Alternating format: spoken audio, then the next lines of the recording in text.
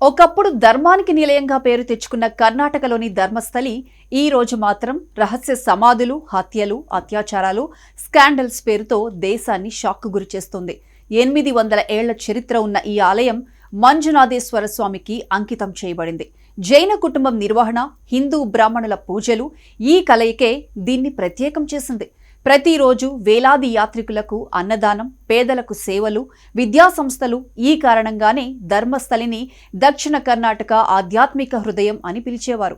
కానీ ఈ పవిత్రత వెనుక ఒక చీకటి కథ దాగి ఉందని ఎవరూ ఊహించలేదు. 2012లో సౌజన్య అనే 16 ఏళ్ల యువతి అత్యాచారానికి గురైంది. ధర్మస్థల ప్రభావం వల్ల ఆ కేసు దర్యాప్తు సరిగ్గా జరగలేదని కుటుంబం ఆరోపించింది. మద్దతుగా పెద్ద ఎత్తున ఆందోళనలు జరిగాయి. కానీ ఆ కుటుంబానికి న్యాయం జరగలేదు. ఆ తర్వాత కొన్ని నెలలకు అంతా మర్చిపోయారు. కానీ తాజాగా ఒక వ్యక్తి చెప్పిన మాటలు దేశాన్ని ఉలిక్కిపడేలా చేశాయి. ఆలయంలో ఏళ్ల తరబడి పనిచేసిన సిబ్బంది ఒకరు మీడియా ముందు షాకింగ్ వాంగ్మూలం ఇచ్చాడు. 1995 నుంచి 2014 మధ్య అనేక శవాలను రాత్రిపూట పాతిపెట్టానని, వాటిలో మహిళలు, పిల్లలు కూడా ఉన్నారని చెప్పాడు. ఆ విషయాలను ఆయన మాటల్లోనే వింటే కనుక ఒకసారి 10 సంవత్సరాల చిన్నారి శవాన్ని స్కూల్ బ్యాగ్తో సహా తీసుకొచ్చారు. గుంత తవ్వి పాతిపెట్టమని బలవంతం చేశారు. తిరస్కరిస్తే నన్ను అలాగే పాతిపెడతామని బెదిరించాడని అన్నారు. ఈ కథనం విన్న దేశం మొత్తం షాక్ అయింది. ప్రభుత్వం వెంటనే ప్రత్యేక దర్యాప్తు బృందాన్ని ఏర్పాటు చేసింది. కొన్ని చోట్ల తవ్వకాలు జరిగాయి.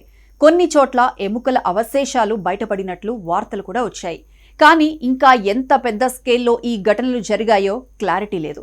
మహిళా సంఘాలు, మానవ హక్కుల సంస్థలు, ప్రతిపక్ష పార్టీలు ఇలా అందరూ ఒక్కసారిగా ప్రభుత్వంపై ఒత్తిడి తెచ్చారు. నిజం దాచిపెట్టకూడదు, ప్రతి హత్య వెలుగులోకి రావాలి అని డిమాండ్ చేశారు. ఈ హత్యలు రాజకీయ రంగంలో సంచలనంగా మారాయి. కాంగ్రెస్ దర్యాప్తు వేగంగా జరగాలని చెబుతుంటే బీజేపీ మాత్రం ఇది హిందూ విశ్వాసాలపై దాడి అని ఆరోపిస్తోంది. స్థానిక ప్రజలు మాత్రం గందరగోళంలో పడిపోయారు. ఒకవైపు శతాబ్దాలుగా సేవ చేస్తున్న ఆలయం, మరోవైపు దాచిపెట్టబడ్డ హత్యల ఆరోపణలు. ఏది నిజం, ఏది అబద్ధం అనేది ప్రస్తుతానికి ఒక సమాధానం లేని ప్రశ్నగానే మిగిలిపోయింది. ఇంకా షాకింగ్ విషయం ఏమిటంటే 2010లో కూడా ఒక మహిళ హత్య కాబడింది. కానీ ఆ కేసు తొందరగా మూసివేశారని స్థానికులు చెబుతున్నారు. పాత కేసులు ఇప్పుడు మళ్లీ వెలుగులోకి వస్తున్నాయి. ఈ ఆరోపణలతో కర్ణాటక బాగా వేడెక్కింది.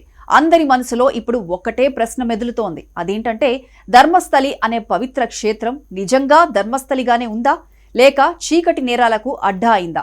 సిట్ దర్యాప్తు, ఫోరెన్సిక్ రిపోర్టులు రాబోయే నెలల్లో వాస్తవాలను బయటపెడతాయి. నిజం బయటకు రాకపోతే మా నమ్మకం శాశ్వతంగా నశిస్తుంది అని స్థానికులు ఆవేదన చెందుతున్నారు. ఒకప్పుడు గౌరవానికి ప్రతీకగా ఉన్న ధర్మస్థలి ఈ రోజు హత్యలు, అత్యాచారాలు, రహస్య సమాధుల చిహ్నంగా మారిపోతోంది. భవిష్యత్తులో మళ్లీ పాత గౌరవం దక్కుతుందా, లేక చరిత్రలో మచ్చగా మిగిలిపోతుందా? దీనికి సమాధానం ఇంకా రహస్యంగానే ఉంది.